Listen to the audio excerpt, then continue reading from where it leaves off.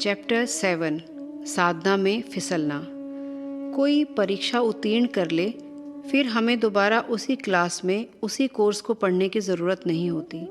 Marksheet, प्रमाण पत्र, degree, diploma मिल गया तो वहाँ बात ख़त्म। जहाँ ज़रूरत पड़ेगी उसकी कॉपी लगाकर काम चल जाता है। लेकिन अध्यात्म में ऐसा नहीं होता। यहाँ परीक्षा ऐसी होती है जिनके पार जाने भर से ही काम नहीं चलता। कोई सीढ़ी चढ़ गए तो भी उसका अभ्यास ज़रूरी होता है। अभ्यास साधना में जरा सी चूक हुई तो फिर फिसल के नीचे आ गए। सुनने में बात अजीब लग सकती है, लेकिन है बिल्कुल सच। फिसलना भी दो तरह से होता है। साधारण मनुष्य फिसलता है तो फिर नीचे चलता चला जाता है, जबकि कोई अनुभवी गुरु फिसले तो वह फौरन संभल भी सकता है। आखिर साधना में ऐसा क्यों होता है और कैसे होता है, यह जानना भी बड़ा दिलचस्प है।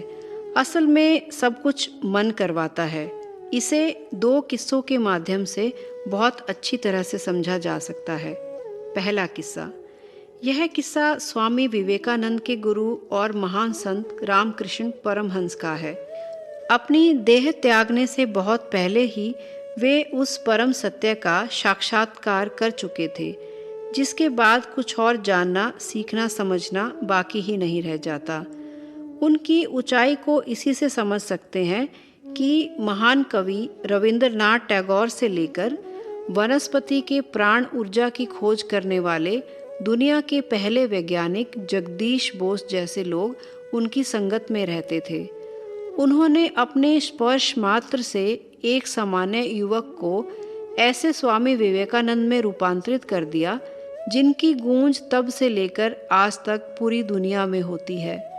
अब सोचने वाली बात यह है कि अध्यात्म में ऐसी परम ऊंचाई वाले व्यक्ति से भी क्या ऐसी चूक की कोई गुंजाइश हो सकती है?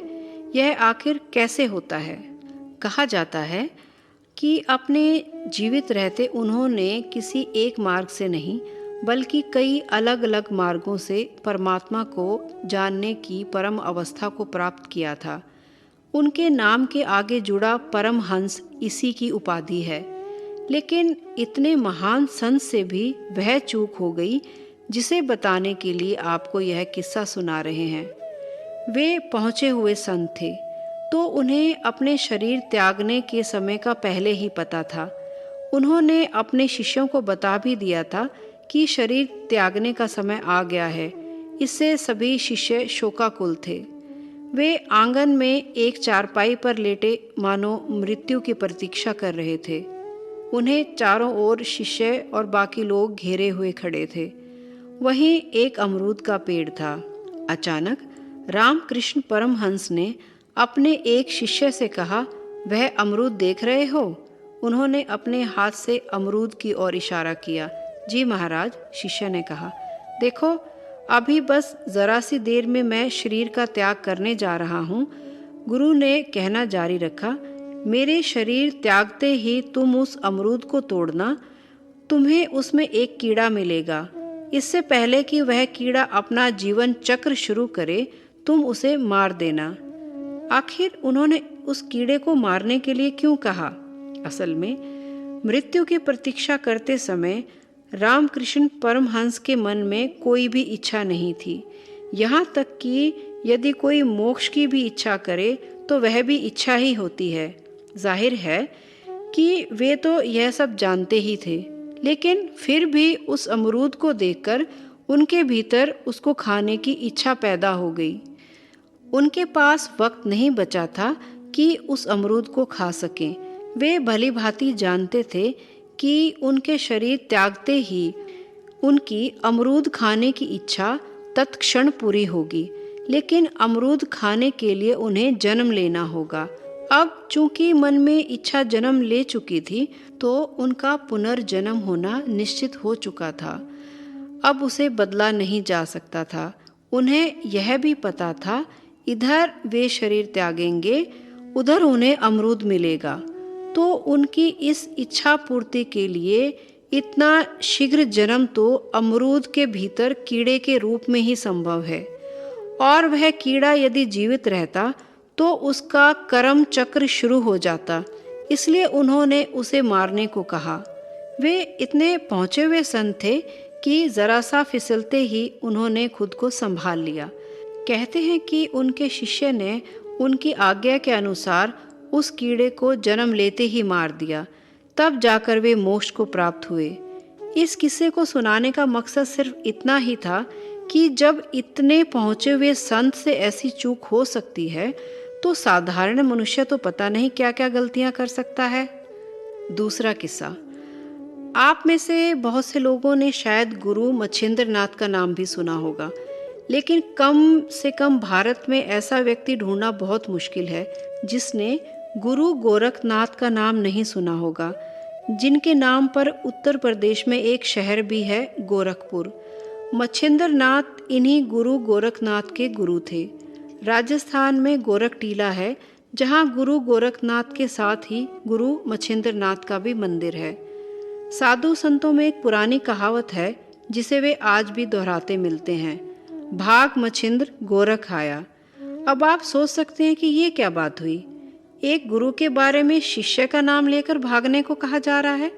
असल में इसके पीछे बहुत ही मज़ेदार किस्सा है।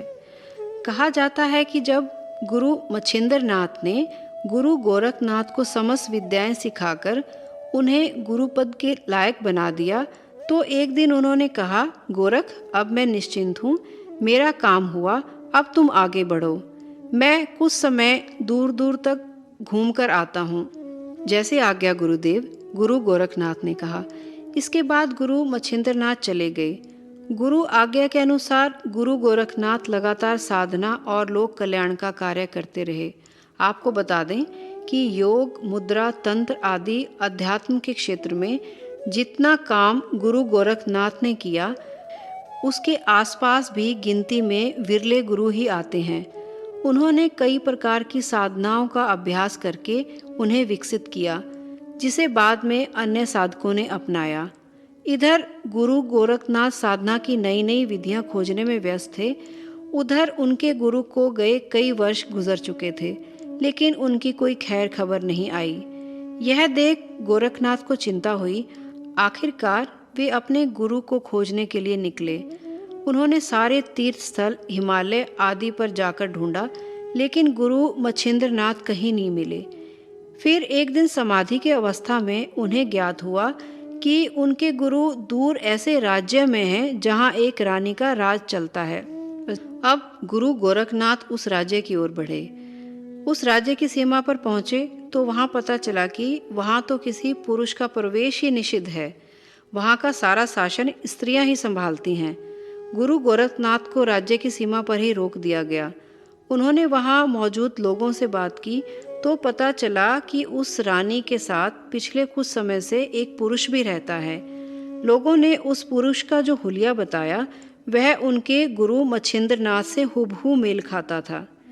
अब यह कन्फर्म हो चुका था कि रानी के पास ही गुरु मच्छिंद्र नाथ मौजूद हैं, लेकिन समस्या यह थी कि राज्य की सीमा के भीतर कैसे जाया जाए, तो फिर महल के अंदर मौजूद गुरु मच्छिंद्र नाथ तक कैसे पहुंचा जाए। कुछ दिन राज्य की सीमा पर गुजारने के बाद गुरु गोरखनाथ को पता चला कि रानी को नृत्य देखने का बहुत शौक था और वह दूसरे राज्यों से नर्तकियां बुलाकर नृत्य देखती थी। इसी का लाभ उठाकर उन्होंने महल में प्रवेश की योजना बनाई। उन्होंने स्त्री का रूप धारण किया और बाहर से आई नर्तकियों के समूह में शामिल होकर महल में पहुंचने में सफल हो गए।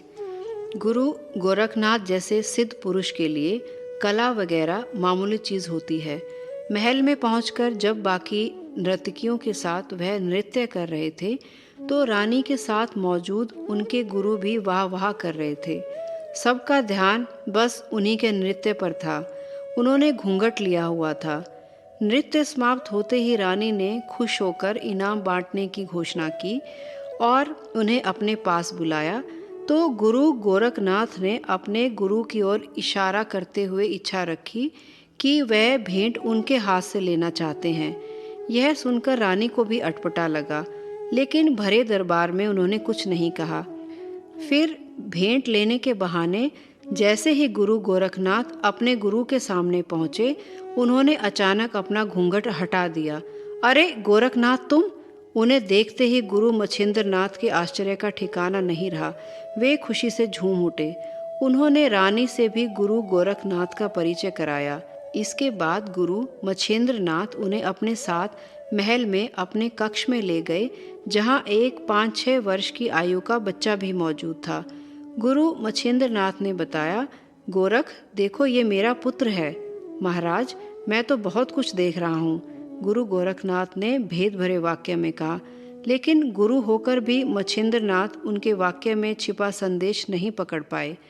असल में वह रानी बेहद खूबसूरत थी और गुरु मच्छिंद्रनाथ उनके रूप और यौवन में इस हद तक डूब चुके थे कि वे यह भूल गए कि साधना करते वक्त वे किस ऊंचाई पर मौजूद रह चुके हैं।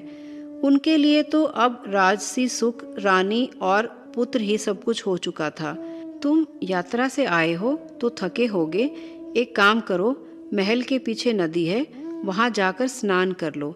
अपने शिष्य से मिलकर खुशी में गदगद मच्छिंद्रनाथ ने गुरु गोरखनाथ से कहा, और हाँ, मेरे पुत्र को भी साथ ले जाओ, इसे भी अच्छी तरह से स्नान करवा देना। जैसे आज्ञा महाराज, गुरु गोरखनाथ ने कहा और उस बच्चे को लेकर नदी पर पहुंच गए। नदी के किनारे ही धोबी घाट था, लकड़ी का स्टैंड जैसा, जिस पर पटक पटक कर धोबी कपड़े साफ करता है। कहते हैं गुरु गोरखनाथ ने उस बच्चे की टांग पकड़कर उसे नदी में कुछ इस प्रकार डुबाया जैसे कपड़ा धोने के लिए डुबाया जाता है। फिर उस बच्चे को उस धोबी पाट पर पटकने लगे। एक बार उस पाट से सिर टकराते ही वह बच्चा तो मर गया, लेकिन गुरु गोरखनाथ फिर भी उसे लगातार पाट पर पटके जा रहे थे। नदी के आसपास मौजूद लोगों ने यह दृश्य देखा तो वहां हाहाकार मच गया। किसी ने रानी और मच्छिंद्रनाथ को भी खबर कर दी। वे दोनों दौड़े दौड़े नदी के किनारे पहुंचे। अपने प्रिय पुत्र को ऐसी लाश के रूप में देखकर, जिसके पर खच्चे उड़ चुके थे, रानी और मच्छिंद्रनाथ दोनों विलाप करने लगे। तूने यह क्या किया गोरखनाथ?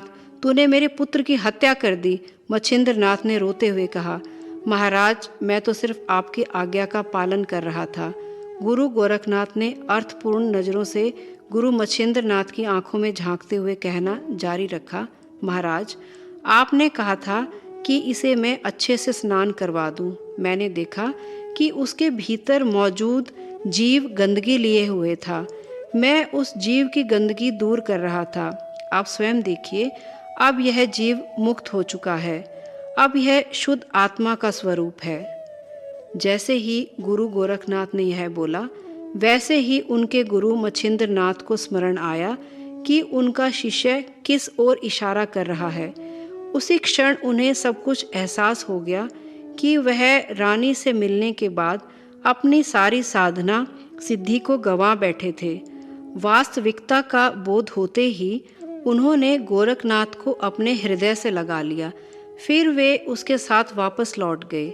एक खास बात और हुई, वह यह कि इधर मच्छिंद्रनाथ को अपने गुरु पद का पुनः बोध हुआ, उधर बच्चा पुनः जीवित हो उठा।